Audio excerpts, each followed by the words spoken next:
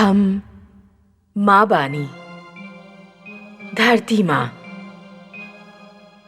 श्री विष्णु पहले देवराज इंद्र और फिर देवर्षि नारद के ई संकेत देले कि विरोधी के कैसे तर्कहीन कइल जा सकेला और उनके कौन प्रकार ऊ कार्य करे खातिर भी तैयार कइल जा सकेला जौन ऊ करल ना चाहत होखे। वास्तव में कूटनीति के परिभाषा बता दिले। यहीं के संगे ये भी सिद्ध हो गईल कि युद्ध खाली युद्ध क्षेत्र में ना जीतल जाला। विवेक और नीति से कार्य लिहल जाए तो युद्ध बातचीत द्वारा भी जीतल जा सकेला। दानव सबके संजीवनी मंत्र के होखत अमृत के कौनो आवश्यकता ना रहल, परंतु श्री विष्णु के परामर्श से देवराज अमृत के पक्ष में ऐसन तर्क देले कि दानव सबके विश्वास हो गईल कि अमृत संजीवनी मंत्र से भी अधिक मूल्यवान बा और मंथन खातिर सहयोग देवे खातिर तैयार हो गईले। ए विराट मंथन के कारण सागर के गर्भ में छिपल का विचित्र और अनमोल वस्तु निकली, ई जाने खातिर हम बहुत उत्सुक बानी।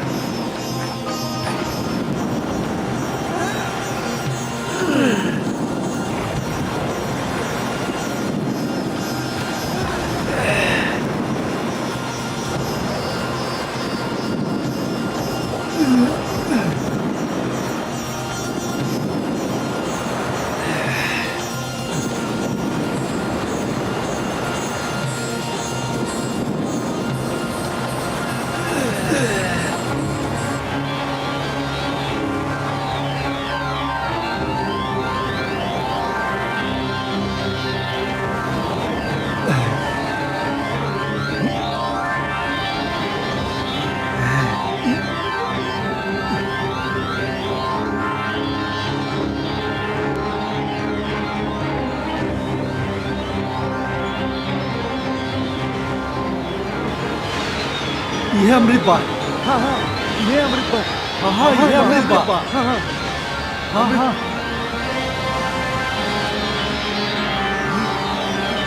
हाँ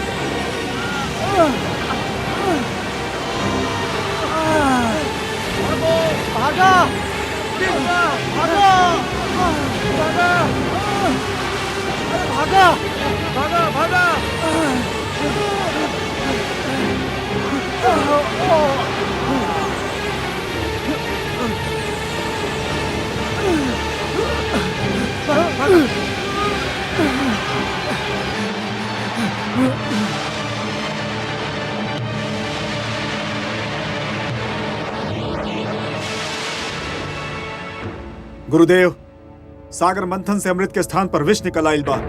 चारों ओर त्राही त्राही मचल बा।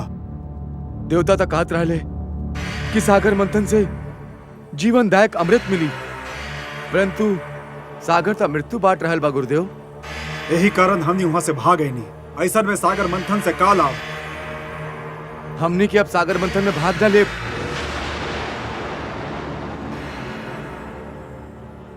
मूर्खता मत दिखावा। तो ये कैसे मान लेला कि सागर मंथन से खाली अमृत निकली, और वो भी सबसे पहले?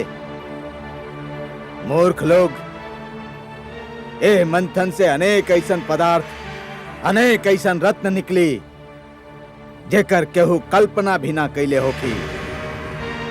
परंतु गुरुदेव, अभी तो सागर तट पर जाइल मृत्यु के निमंत्रण देहल होखी। वहां चारों ओर विशाला वायु के बादल फैलल बा और फैलत ही जा रहल बा। वहां तक खड़ा रहल भी असंभव बा। ना जाने कैसन विष बा। एह विष के नाम बा कालकूट, और ये हलाहल बा परंतु तू काहे चिंता करत बाड़ा? हमरा लगे भी संजीवनी मंत्र बा और हम तो के मरे ना देव।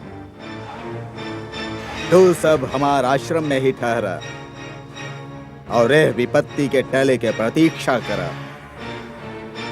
तुमसे अधिकतर देवता चिंतित हुई हैं, काहे कि देवता सब खातिरी मंथन और अमृत तोहरा तुलना में अधिक महत्व रखेला।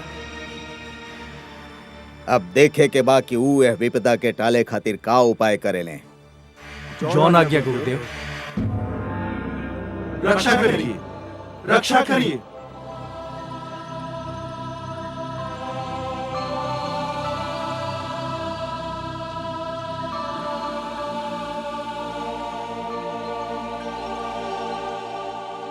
रक्षा करी हे त्रिलोकीनाथ, राउर सृष्टि संकट में बा।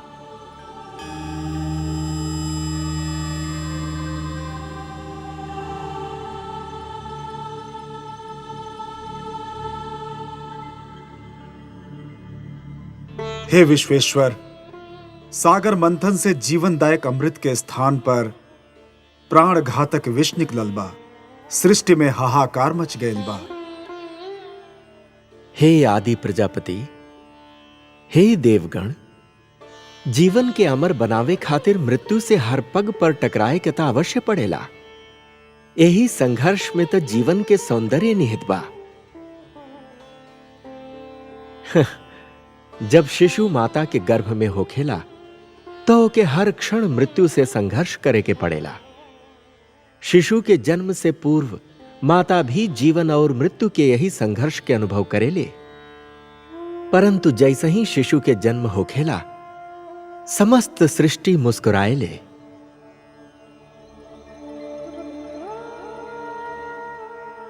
यदि अमृत के प्राप्ति इतना सरल होखत देवगण, त जीवन और मृत्यु के संघर्ष और ओकरी कथा कब के समाप्त हो चुकल होखत। परंतु हे जगदीश्वर, समुद्र में ही विष आइल कहां से? ईता आदि प्रजापति श्री ब्रह्मा के संतान मानव के चमत्कार बा।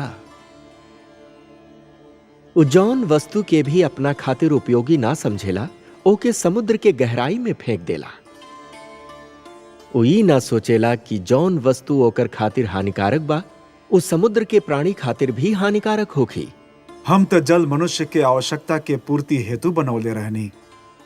सत्य कहनी रहुआ है ब्रह्मा, जल के ता अर्थ ही बा जीवन। बाकी मनुष्यों के व्यर्थ और हानिकारक वस्तु के भंडार बना देले बा। वह प्रदूषण बढ़त बढ़त विष के रूप धारण कर लेले बा। ओके एक ना एक दिन तक समुद्र के गर्भ से बाहर आवे के ही रहल। हे लक्ष्मी नारायण, का ई ना हो सकेला कि विष जहां से आइल बा एके उन्हें समुद्र में वापस फेंक दिया जाए? ना देवराज ना, इस समस्या के समाधान नहीं खे। इता समस्या से भागे के एगो असफल प्रयत्न बा। यदि ये विष के पुनः समुद्र के गर्भ में फेंक दिहल गई तो वो दृष्टि से ओझल अवश्य हो जाई, बाकी ओकर अस्तित्व के अंत ना होखी। वो काल फिर समुद्र के गर्भ से बाहर निकली, कोनो और पीढ़ी खातिर संकट बनी। देवराज, संकट के समाधान अगला पीढ़ी खातिर छोड़ दिहल स्वार्थ बा, कुनीति बा। हे सर्वेश्वर, सागर मंथन राउर आदेश के कारण आरंभ भइल रहल। अमृत के प्राप्ति हमने खातिर नितांत आवश्यक बा, परंतु विष के कारण मंथन स्थगित हो चुकल बा। राउर आदेश अधूरा रह गइल बा। हमनी के मंथन करके राउर आदेश के पालन कइल चाहत बानी, परंतु विष बाधा बन गइल बा। देवगण, ये बहुत जटिल समस्या बा और एकर समाधान केवल भोलेनाथ कर सकेले। हम देख रहल बानी कि यह संकट के निवारण केवल उनके लगे बा। चली, हम भी रउआ सबके संगे उनकर सेवा में चलत बानी।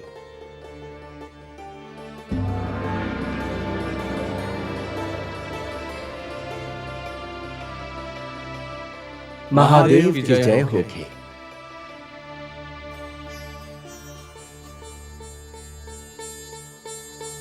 हमार अहोभाग्य, आज कैलाश धन्य हो गई। आज कैलाश के त्रिमूर्ति के ही ना समस्त देवता लोक के भी दर्शन हो रहल बा। हम रउआ सबके प्रणाम करत बानी। कैलाश पे रउआ सबके स्वागत करत बानी। हे देवादिदेव, हे महादेव, सृष्टि पर संकट के छाया गहरा रहल बा। संकट? हाँ भोलेनाथ, संहार करता त रउआ बानी, परंतु आज राउर इच्छा के बिना मानव जीवन पर संहार के प्रारंभ हो गईल बा। देवता और दानव मिल के अमृत के प्राप्ति खातिर समुद्र मंथन करत रहले, परंतु ये मंथन के सर्वप्रथम भेंट कालकूट विष से हो गईल बा। अब ई विष समस्त सृष्टि खातिर संकट बनल बा। समस्या ई बा कि ये विष के प्रभाव से यदि दानवन के मृत्यु भइल तो दैत्य गुरु शुक्राचार्य राउर दिहल संजीवनी मंत्र के शक्ति से उनके पुनर्जीवित कर दी है। श्री विष्णु के कृपा से देवता लोक के भी सुरक्षा हो जाई। बाकी ए विष के दुष्प्रभाव से हमार संतान, हमार निर्दोष मानव समाप्त हो जाइहन।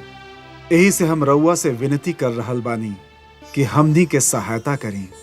हे महादेव, कालकूट विष सारा विश्व के अपन लपेट में ले रहल बा। हमने पर कृपा करी, इस संहारक विष के नष्ट करी। देवराज, संहार करता था खाली हम बानी। विष भी हमार ही आविष्कार बा।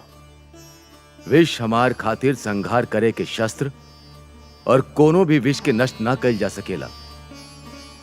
विष के रोकल जा सकेला, विष के सीमित कल जा सकेला, विष के दुष्प्रभाव के समाप्त कल जा सकेला, तो विष के नष्ट ना कल जा सकेला।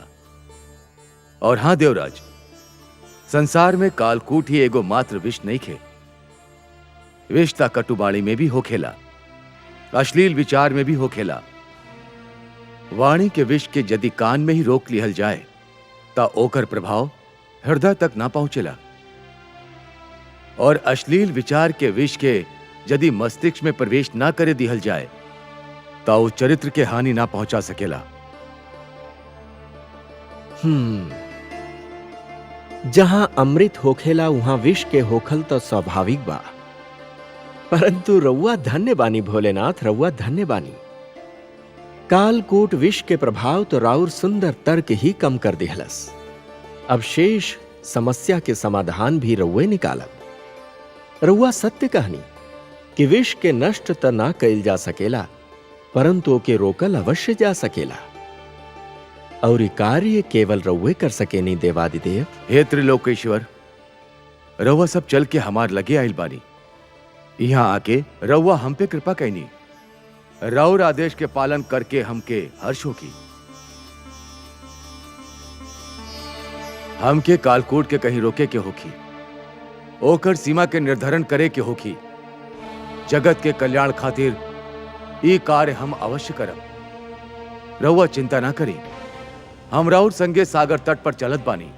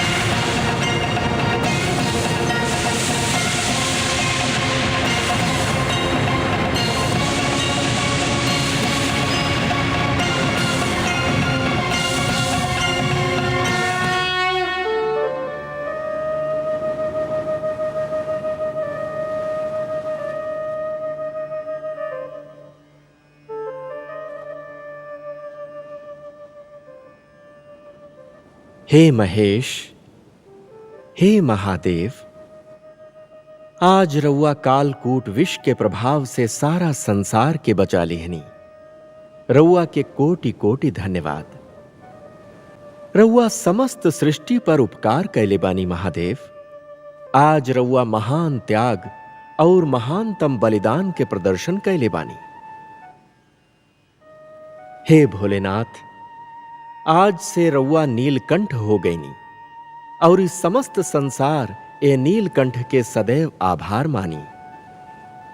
हम स्वयं राउर ऋणी रहब नीलकंठ,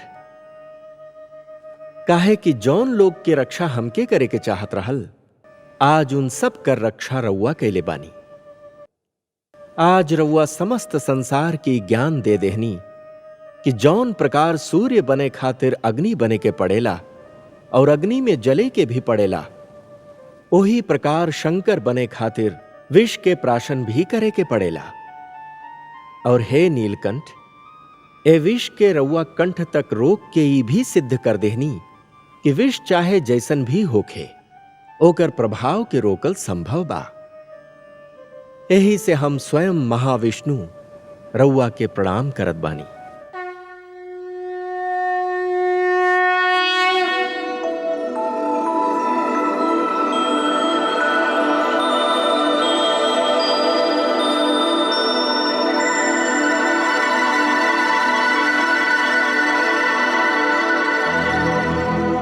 सबकी रक्षा के लिए किया आज विषपान, देवों के भी देव हैं नीलकंठ भगवान, देवों के भी देव हैं नीलकंठ भगवान।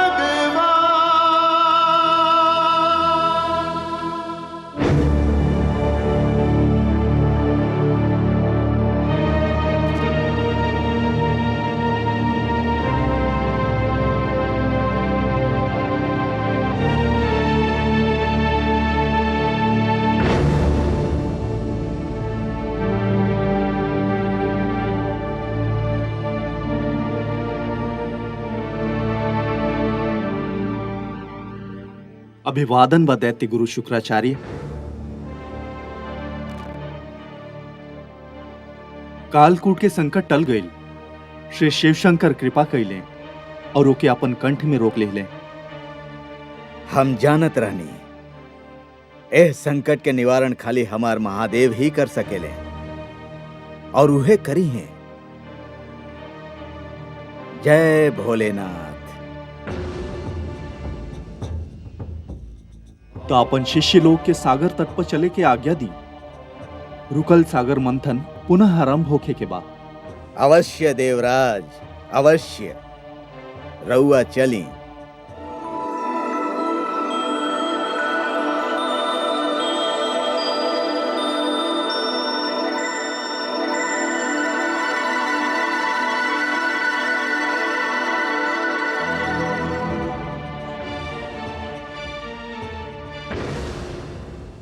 गुरुदेव, का हमने के पुनः जाए के होखी? हाँ, ना खाली जाए के होखी, अपितु सागर मंथन में भाग भी लेवे के होखी। अमृत कितना महत्वपूर्ण बा, ये खाली हम जानत बानी। देवराज इंद्र के बात भूल गईला तू? संजीवनी मंत्र जितना तोहरा खातिर आवश्यक बा, अमृत उतने हमरा खातिर आवश्यक बा। तो सब तुरंत सागर तट पर पहुंचा।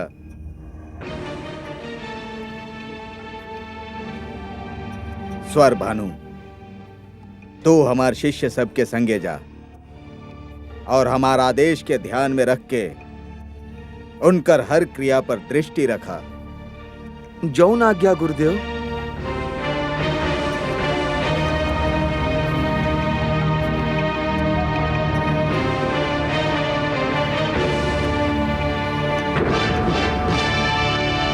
देवराज, हमने आगे नहीं, मंथन आरंभ करी। हमने के तो प्रस्तुत बानी काल केतु। हमनी के बस राउर प्रतीक्षा रहल। देवता लोग सागर मंथन के शुभारंभ करी।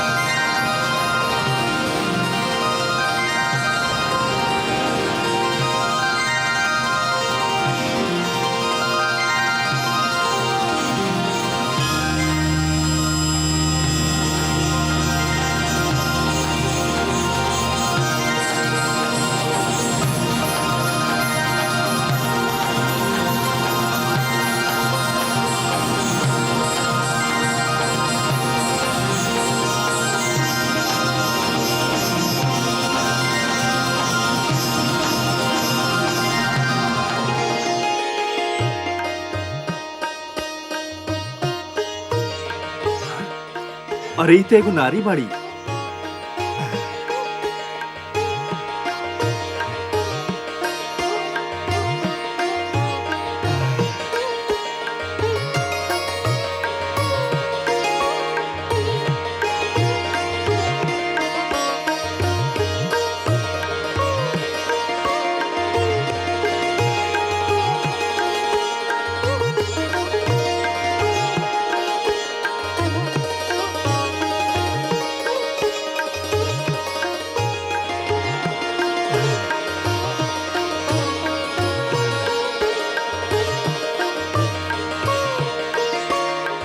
हर्षल, इतना सुंदर नारी कबो दिखले रहला पहले? ना दानवराज, ई तक कोनो स्वर्ग के अप्सरा दिखाई पड़त बिया। मूर्ख बाड़ा तू।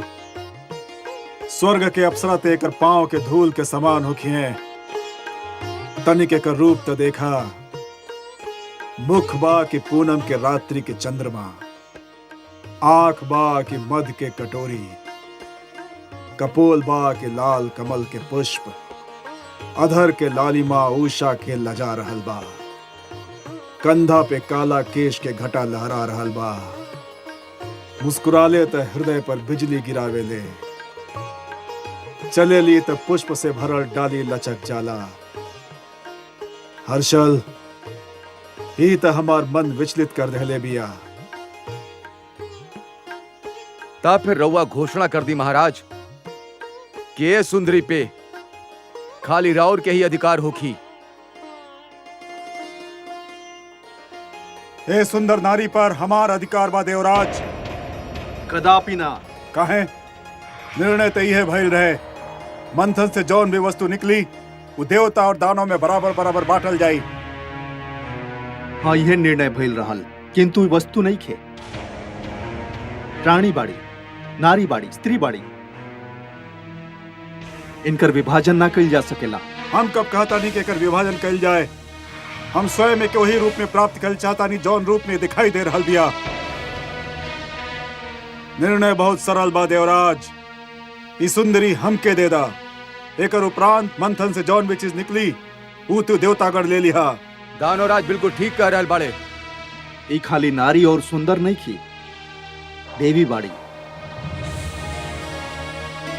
और देवी बस देवता के संगति में रह सकेली, दानव के संगति में ना। तू हट कर रहल बड़ा देवराज। ये हट के ना सिद्धांत के प्रश्न बा। ये देवी तो के ना दिहल जा सकेली। तो फिर हमने समझौता के अंत के घोषणा करा तानी देवराज। हमनी के समझौता समाप्त नहीं कल चाहत, परंतु यदि इहे एगो मार्ग रह गइल बा तो हमनी के स्वीकार बा। समझौता के अंत के दूसरा अर्थ समझेला देवराज। समझौता के अंत युद्ध के आरंभ होखेला। अब हमनी के भेंट युद्ध क्षेत्र में होकी। राउर इच्छा दानवराज, रउआ हमनी के युद्ध खातिर तैयार पाई।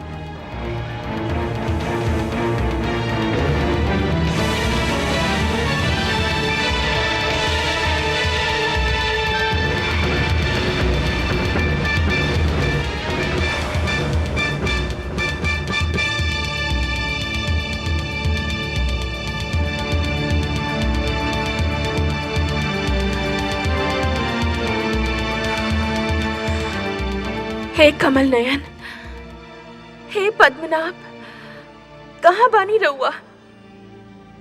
हम बिरह की मारी पे कृपा करें। हमार आँख राउर दर्शन के तरस रहल बा। हमार आत्मा रहुआ के पुकार रहल बा। दर्शन दी भगवान। हमार आत्मा के पुकार सुन ली।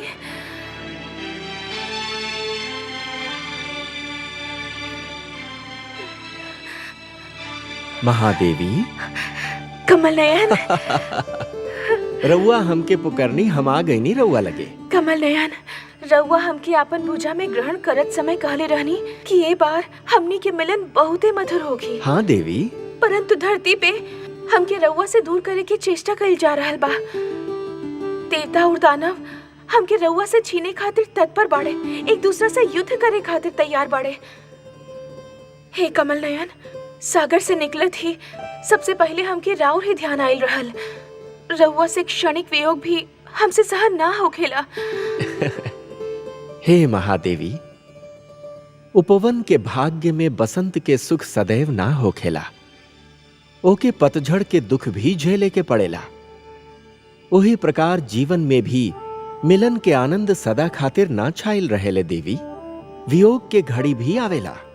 तो कब बीती विरह की घड़ी? हम तो रउरे बानी, रउरे खातिर बनल बानी। रउआ से दूर रह के विचार भी हमसे सहन ना होखेला।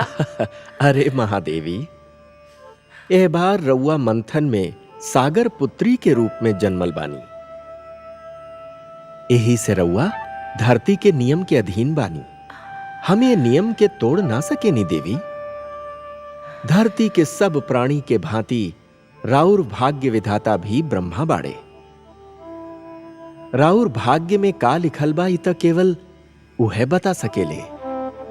तो हम ब्रह्मा जी के लगे जाएब, उनका से पूछब कि हमरा पे ये अत्याचार काहे कइल जा रहल बा, हमके अपन नारायण से काहे दूर कइल जा रहल बा।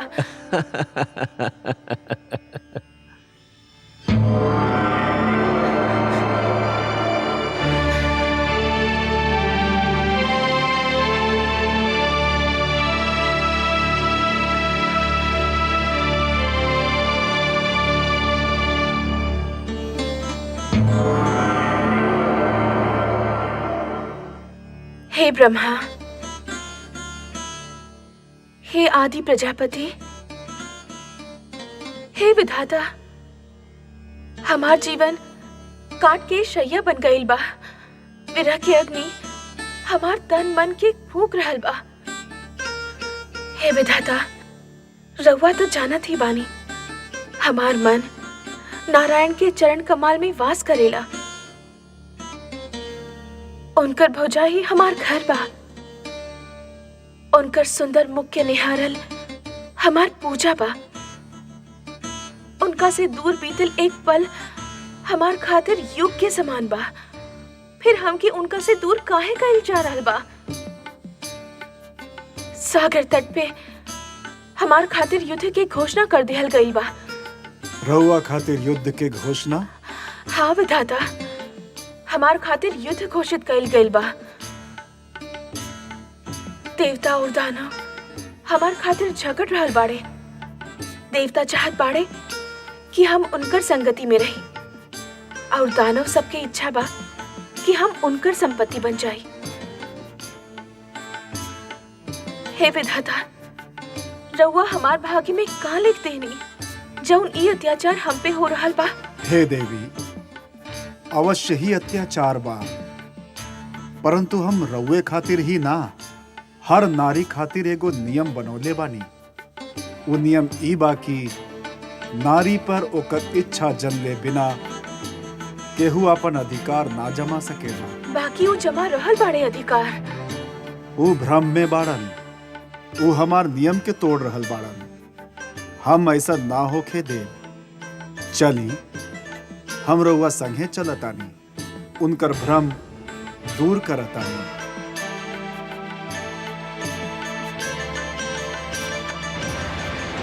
देवता लोग, ध्यान रहे कि समझौता तोड़े की स्थिति तू लोग बनौले रहला, हमनी ना। हमनी अब भी कहता नहीं कि सागर मंथन से जन्मल सुंदर स्त्री हमनी के देदा। हमनी के समझौता बनल रही। यही संभव नहीं के काल के तू हमनी के तोहारी मांग ना मान सकेनी।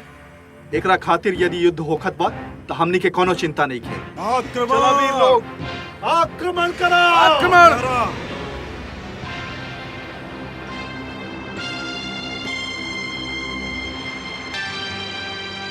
दोनों पक्ष ए नारी के प्राप्त करे खातिर झगड़ रहल बाड़न। बाकी कोनो पक्ष ए नारी से ई पूछे के कष्ट कैलस कि स्वयं इनकर का इच्छा बा। ई नारी के इच्छा के प्रश्न नहीं के ब्रह्मदेव, इस समझौता के सिद्धांत के आदर के प्रश्न बा ना। ई हर स्त्री के अधिकार के प्रश्न बा। अपना खातिर केहू के स्वीकार या अस्वीकार करे के निर्णय खाली नारी कर सकेले। स्त्री कोनो वस्तु नहीं खे जे के बांट लिहल जाए। समुद्र मंथन से निकलल ये नारी हमार सहोदरा बाड़ी, हमार बहिन बाड़ी। ई सागर पुत्री के स्वीकार करी, एकर अधिकार हम यही के देतानी। आज हम एगो नया प्रथा के शुभारंभ के घोषणा करतानी। ई स्वयंवर के प्रथा होखी। स्वयंवर? स्वयंवर? हाँ, स्वयंवर, जौन हर नारी के अधिकार होखी। अपन इच्छा से अपन पसंद के वर चुने के अधिकार। इस सागर पुत्री के हाथ में एगो पुष्पमाला होखी। ये पुष्पमाला एकर मन के इच्छा के प्रतीक होखी। फिर इस सागर पुत्री जेकरा गला में माला डाल दी, समझल जाई कि ओही के यापन वर चुन ले बाड़ी। हम समस्त देवता और दानव समाज के इस सागर पुत्री के स्वयंवर समारोह में भाग लेवे के निमंत्रण देतानी।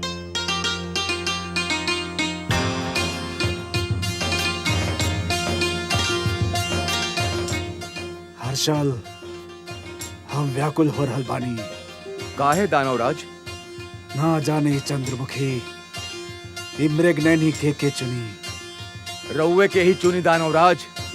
ये तू कैसे कह सकेला हर्षल? दिया त नारी ही दानवराज, और नारी बस ओही के चुनेले जेकर लगे शक्ति होखेला। भुजा के शक्ति या धन के शक्ति, और ये दोनों ही शक्ति रउआ लगे बा। दानवराज, रउआ देवता सबके परास्त कैले बानी। नारी विजय के हाथ छोड़ के पराजय के हाथ कदापि न थामेले। रउआ विश्वास रखी दानवराज, ये सुंदरी खाली रउए के ही चुनी।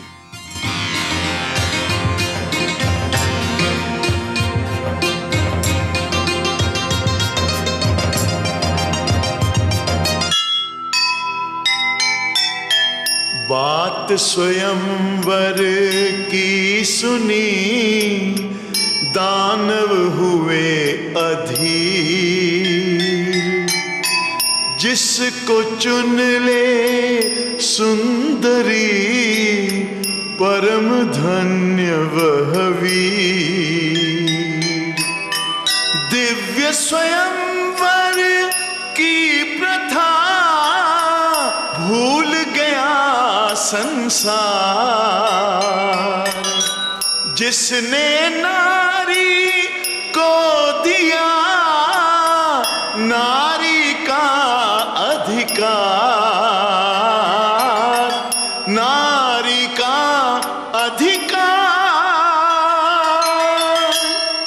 ओ सुनेगा ये पुराण, पाएगा सुख और ज्ञान, पाएगा सुख और ज्ञान।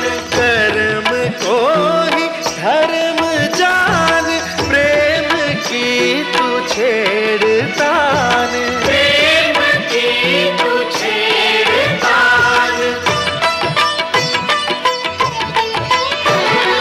बीते युग बता रहे हैं, बीते युग बता रहे हैं, सत्य पथ पे चल सुजान।